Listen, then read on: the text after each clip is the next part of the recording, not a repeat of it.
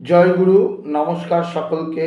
আজকে আলোচনা করব নিত্যকর্মের সেই বৈদিক সন্ধ্যা বিষয় নিয়ে। আজকের আমাদের আলোচ্য বিষয় রয়েছে সূর্যপ্রস্থান। এই কথাটি যদি আমি সন্ধি বিচ্ছেদ করি তাহলে হয় সূর্য যুক্ত উপস্থান, তাহলে সূর্যপ্রস্থান, যার অর্থ হলো সূর্যের উপাসনা। আমরা যে সূর্যমণ্ডল দেখতে পাই তার মধ্যেই রয়েছে সেই পরব্রহ্মের শক্তি বা পরব্রহ্ম, যে সেই ভর্গ জ্যোতি। গায়ত্রী মন্ত্রের মধ্যে যে ভর্গ শব্দটি রয়েছে তার অর্থ হলো তেজস্বরূপ, বা সেই ভর্গ জ্যোতির আমরা উপাসনা করছি, অর্থাৎ পরব্রহ্মের যে জ্যোতির আমরা উপাসনা করছি সেই তেজ সূর্যমণ্ডলের মধ্যে অবস্থান করে। আপনারা দেখবেন গায়ত্রীর যে আমরা 3টে ধ্যান মন্ত্র পাঠ করি সামবেদীয়রা, তাতে কিন্তু সর্বত্রই সূর্যমণ্ডল মধ্যস্থ এরকম কথাটি আছে যে সূর্য মণ্ডলের মধ্যে তিনি বিরাজমান, অর্থাৎ সেই গায়ত্রী যে শক্তি অর্থাৎ ভর্গ। বলছে যে ভর্গ অর্থাৎ তেজস্বরূপ পরব্রহ্ম উপাসনা বিহিত আছে গায়ত্রী মন্ত্রের মধ্যে, সেই তেজ সূর্যমণ্ডলেই কিন্তু অবস্থিত। তাই গায়ত্রী জপের আগে সেই যে আধার, শক্তির উপাসনা করতে গেলে শক্তির আধারের আগে চিন্তন করতে হয়। তাই আমরা গায়ত্রী জপের পূর্বে তার আধারভূত যে সূর্য, সেই সূর্যের উপাসনা করব, এটা শাস্ত্রবিধ। কিন্তু আমরা এই যে গায়ত্রী সাধনা করি প্রত্যেক দিন, আমরা সূর্য প্রস্থান করি না। তাহলে কি হয়, সূর্য প্রস্থান না করার কারণে আমাদের গায়ত্রী সাধনাটা মানে ঠিক হলো না। এই জন্য বলছে শাস্ত্র ছান্দোগ্য পরিশিষ্টে যে উত্থায়র্কং প্রতিপ্রহে স্ত্রী কোণাঞ্জলি অম্ভস উচ্চিত্র মিত্রিকৃদ্বয়েচ্চ উপতিষ্ঠেত অনন্তরম, অর্থাৎ দাঁড়িয়ে সূর্যের প্রতি জল নিক্ষেপ করবে এবং দাঁড়িয়েই উদ্যুত্বং এবং চিত্রং মুদ্গাদনিকম ইত্যাদি মন্ত্রে সূর্যের উপাসনা করবে। এরপরে আরও বলা হয়েছে গোড়ালি তুলে তৎসং শক্ত পাশনির্বা এক পাদাদপি কুরিয়াত কৃতাঞ্জলি বাপি ঊর্ধ্ববাহুর রথাপি বা যত্র স্বাৎ কৃচ্ছ ভূয়ত্বম শ্রেয়স উপি মনীষিণা ভূয়ত্বম ব্রুবতে তত্র কৃচ্ছশ্রেয় জপাপ্যতে, অর্থাৎ গোড়ালি তুলে দুই পায়ে দাঁড়িয়ে অথবা এক পায়ে দাঁড়িয়ে, আমরা দেখেছি অনেকেই এক পায়ে দাঁড়িয়ে সূর্য উপাসনা করেন বা সকালবেলায় সূর্য প্রণাম করে। তাহলে দেখুন এই গায়ত্রী সাধনার মধ্যে কিন্তু একটা শরীর চর্চা এটাও কিন্তু রয়েছে, যোগ সাধনা এটাও রয়েছে।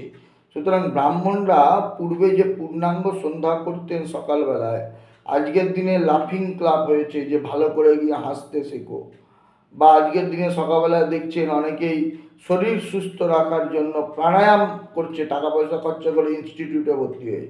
কিন্তু এইটা কিন্তু আমাদের পরম্পরাগত একটা বিষয় ছিল, যেটা আজকে হারিয়ে গেছে। পয়সা খরচা করে আমাদেরকে শিখতে হচ্ছে, এটা কিন্তু এরকমটা ছিল না। তো আমরা সকালবেলায় যখন গায়ত্রী সাধনা করি, তো গায়ত্রী সাধনাতেই এটা রয়েছে যে প্রাণায়াম করবে, এক পায়ে দাঁড়িয়ে সূর্যের উপাসনা করবে, সূর্যকে প্রণাম করবে। তো বলছে গোড়ালি তুলে বুড়ো আঙুলের ওপর ভর দিয়ে দাঁড়িয়ে, অথবা এক পায়ে দাঁড়িয়ে, অথবা বলছে অর্ধপদে মানে এক পা অগ্রভাগে ভর দিয়ে দাঁড়িয়ে, বলছে কৃতাঞ্জলি হয়ে হাত জোর করে অথবা দুটো হাত তুলে এইভাবে সূর্য প্রস্থান করবে। যে কার্যে যে রকম কষ্ট সহ্য করতে পারবে সেই কার্য ফলে সেই রকম বাহুল্য হয়ে থাকে। অর্থাৎ যেমন আপনি কষ্ট করে সূর্যের উপাসনা করবেন সেই রকম ফল আপনি লাভ করবেন। এবার এই সূর্য প্রস্থানের ক্ষেত্রে অর্থাৎ সূর্য আরাধনার ক্ষেত্রে বিশেষ কিছু মানে বচনও আমরা পাচ্ছি। সেখানে বলছে যে সায়ন প্রাতর উপস্থানম কুরিয়াত প্রাঞ্জলিরানতঃ ঊর্ধ্ববাহুস্তু মধ্যাহ্নে তথা সূর্যস্য দর্শনাৎ। হারিত বলছে যে প্রাতঃ এবং সায়নকালে কৃতাঞ্জলি হয়ে এবং মধ্যাহ্ন সন্ধ্যায় ঊর্ধ্ববাহু হয়ে সূর্যের দিকে তাকিয়ে সূর্য প্রস্থান করবে। এখন আমাদের এই নিত্যকর্মগুলোতে পাবো সকালবেলায় এইভাবে সূর্য প্রস্থান করার কথা, আর মধ্যাহ্নে এইভাবে, সায়াহ্নে এইভাবে সূর্য প্রস্থানের কথা আমরা পাই। বলছে সামবেদীয়দের সূর্য প্রস্থান এবং বংশ প্রস্থান এই দুটো কিন্তু করতে হয়। বলছে প্রত্যেক বেদে আচার্য রয়েছে, যেমনি আমরা তন্ত্রে দেখতে পাই গুরু পরম্পরা, এই ভিন্ন ভিন্ন গুরু বিভিন্ন দেবীর পার্থক্যে গুরু পরম্পরায় যে নামগুলো পরম্পরাগত তার পার্থক্য হয়, অর্থাৎ আচার্য পাল্টে যায়, তেমনি প্রত্যেক বেদের আচার্য রয়েছে। তো এইটাকে তাদের উদ্দেশ্যে কিন্তু পুজো অর্চনা করতে হয়। বলছে কে কার নিকট বেদ অধ্যয়ন করেছেন, তিনি কার নিকট অধ্যয়ন করেছে এইরূপ ক্রম, আচার্য দিগত ক্রম অনুসারে যারা যারা রয়েছে তাদেরকে বলা হয় বংশ। আচার্য বংশ, এই বংশ যে গ্রন্থে রয়েছে তাকে বলা হয় বংশ ব্রাহ্মণ। কেমন? সমস্ত বংশ ব্রাহ্মণ পাঠ করা অসম্ভব বলে সামবেদীয়দের পক্ষে গোবিল তার প্রথমাংশটি ধরে নিয়েছেন। প্রত্যেক এখন একটা মোটা বই সে মুখস্থ করা এবং প্রত্যেকের নামে সকালবেলায় ওই জলাঞ্জলি করা সম্ভব নয় বলে গোবিল কী করেছে, শুরুটা ধরেছে। বলছে যেমন ব্রহ্মযজ্ঞের সমস্ত বেদ পড়া, ব্রহ্মযজ্ঞ প্রত্যেক দিন করতে হয়, তো সেটা সমস্ত বেদ পড়া সম্ভব হয় না বলে হচ্ছে আমরা কি করি না ওই 4 বেদের 4টি মূল মন্ত্র পড়ি, অগ্নিমেঢ়ে ইসে তরিয়া ইত্যাদি প্রত্যেক বেদের মন্ত্র সারভূত যে মন্ত্র সেগুলো পাঠ করি। তেমনি এখানেও বংশ প্রস্থান সময়ে আমরা মূল যে বিষয় বা মূল যারা তাদেরকে আমরা স্মরণ করি। তো এইটাতে সেই সমস্ত আচার্যদেরকে স্মরণ করতে বলা হয়েছে, কিন্তু তার আগে অবশ্যই সূর্য প্রস্থানের কথা বলা হয়েছে। বলছে সামবেদীয়রা চিত্রাং মুদ্গাদনিকম চক্ষুমিত্র এই যে মন্ত্র আছে এর ঋষ্যাদি পাঠ করবে এবং তার সেই মন্ত্রে সূর্য প্রস্থান করবে। আর এরপরেও আরেকটা মন্ত্র আছে, সেটা হচ্ছে উদ্যুত্তমম ইয়াতবেদম ইত্যাদি মন্ত্র। এই মন্ত্র পাঠ হয়ে যাওয়ার পর তারপর হচ্ছে বংশপ্রস্থানের কথা বলা হয়েছে। বলছে যে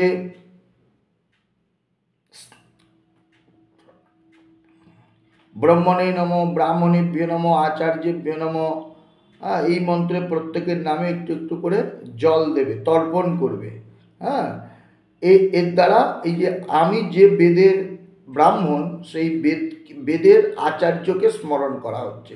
দেখুন তন্ত্রেও যেমনি নিত্য গুরু স্মরণের কথা বলা হয়েছে পরম্পরাগতভাবে, গুরু পরম গুরু পরাপর গুরু পরমেষ্টি গুরু, এমনি এখানেও কিন্তু আমাদের হচ্ছে পরম্পরা বংশপ্রস্থান, সূর্য প্রস্থানের পরে বংশপ্রস্থানের মধ্যে দিয়ে আমরা কিন্তু হচ্ছে এই গুরু পরম্পরাকে স্মরণ করছি, আচার্য পরম্পরাকে স্মরণ করছি। ঋগ্বেদীয় সূর্য প্রস্থানে একইভাবে আমাদেরকে সূর্য প্রস্থান করতে হবে এবং যজুর্বেদীয়রাও কিন্তু একইভাবে হচ্ছে সূর্য প্রস্থান করবেন। সূর্যপ্রস্থান না করে গায়ত্রী সাধনা করা যাবে না। কারণ শাস্ত্র বলছে যেহেতু সূর্যই ভর্গ জ্যোতিকে আশ্রয় করে রয়েছে বা মানে তার আধার, ভর্গ জ্যোতি পরব্রহ্ম, তার যে আধার সেটা হচ্ছেন সূর্যদেব। তো সুতরাং গায়ত্রীর শুরুতে কোনো ব্যক্তি যদি সূর্যপ্রস্থান না করে, বংশপ্রস্থান না করে, তাহলে আচার্য বা গুরুকে স্মরণ না করে কোনো কাজ করলে সেটা ব্যর্থ হয়।